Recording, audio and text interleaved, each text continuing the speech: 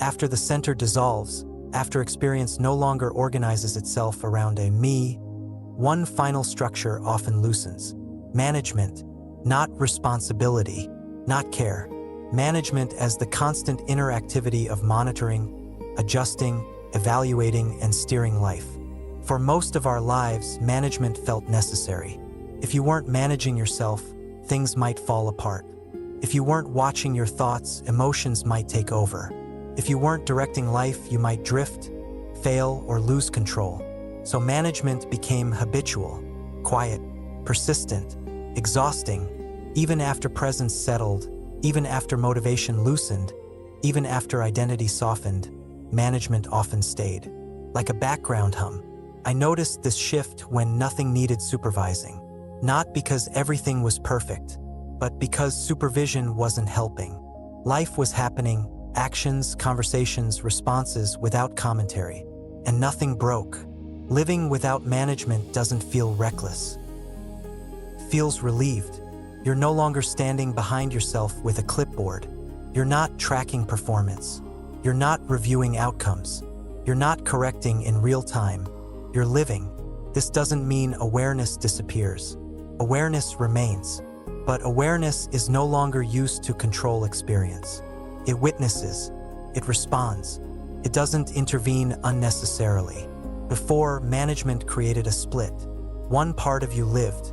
Another part observed and adjusted. That split created tension. You were never fully here.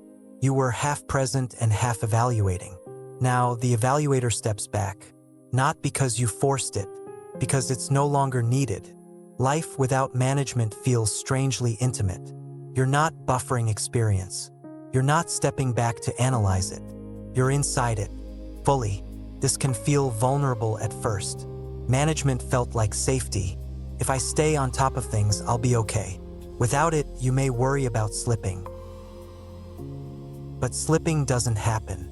Function continues. Responsiveness continues. Intelligence continues. Just without interference. Living without management changes how mistakes are experienced. Before, mistakes triggered immediate correction, internal criticism, strategy revision, self-monitoring. Now, mistakes are noticed and adjusted. No internal drama. You don't make a story out of them. They don't become evidence of anything. They're just part of movement. This makes recovery faster, cleaner. You don't linger in self-assessment. You move on. Life without management also changes how success is experienced. Before, success was registered. You took note. You measured it. You incorporated it into identity. Now, success passes through. It's appreciated. And then it's gone. It doesn't inflate anything. It doesn't require continuation. You don't try to recreate it. You let life move. This creates a surprising lightness. You're not storing outcomes. You're not accumulating proof. You're not building a case for yourself. Living without management also affects how you relate to thought. Before, thoughts were constantly assessed. Is this helpful? Is this healthy? Should I think differently? Now thoughts arise. Some are useful. Some aren't. You don't manage them. You respond when response is needed. You ignore them when they're not. Thought doesn't require supervision to function appropriately. This reduces mental fatigue. So much energy went into trying to optimize the mind. Without management, the mind does what it does. And most of the time, it's fine. Living without management also changes how you experience emotion. Before, emotion was something to regulate. Too much, calm down. Too little, open up.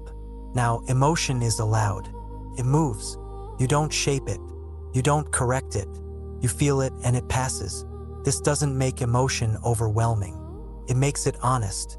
Unmanaged emotion completes itself. Managed emotion lingers. Life without management also changes how you experience decision-making. Before, decisions were overseen. You reviewed options. You evaluated outcomes. You checked alignment. Now, decisions arise. You see what's needed. You act. If adjustment is needed, it happens later. You don't need to get it right up front. You trust responsiveness over prediction. This trust isn't naive. It's informed by experience. You've seen that life doesn't require constant steering. It self-corrects. Living without management also affects how you relate to growth. Before, growth was intentional. You tracked progress. You identified areas to improve. Now, growth is incidental. It happens as life happens. You don't pursue it. You don't resist it. You don't measure it. You live and growth occurs naturally. This removes a subtle pressure that was always present. The pressure to become better. Without management, there's no project, just participation. Life without management also changes how you relate to others. Before, you managed impressions. You adjusted tone. You calibrated responses. You monitored reactions. Now, interaction is direct. You respond as you are. You don't perform awareness. You don't manage connection. This creates authenticity without effort. People feel it. They may not know why being with you feels different, but there's less manipulation, less self-consciousness, more presence.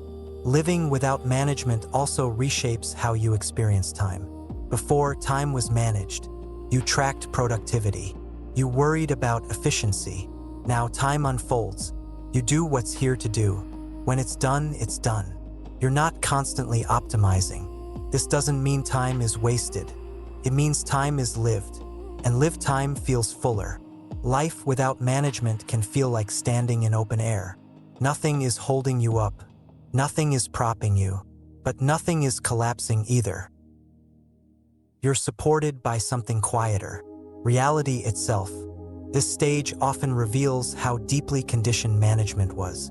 You may notice impulses to intervene, to fix, to control, to adjust, and then they fade. Not because you suppress them, because they're unnecessary. The body relaxes, the mind relaxes, attention relaxes, life carries itself.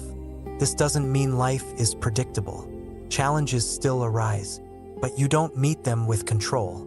You meet them with presence. And presence is more adaptable than management ever was. Season 3 has moved through what remains when structures fall away. Presence without effort.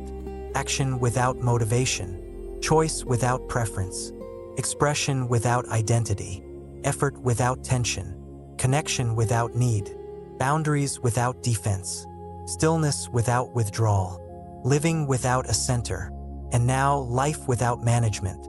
Nothing has been added. Everything unnecessary has been released. What remains isn't special. It's ordinary and deeply sufficient. You're not finished. There's no arrival. There's just life, unmanaged, uncontained, unfolding, and somehow working perfectly well on its own.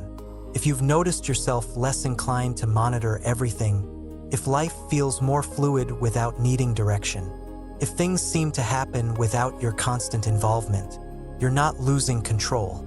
You're discovering that control was never holding life together.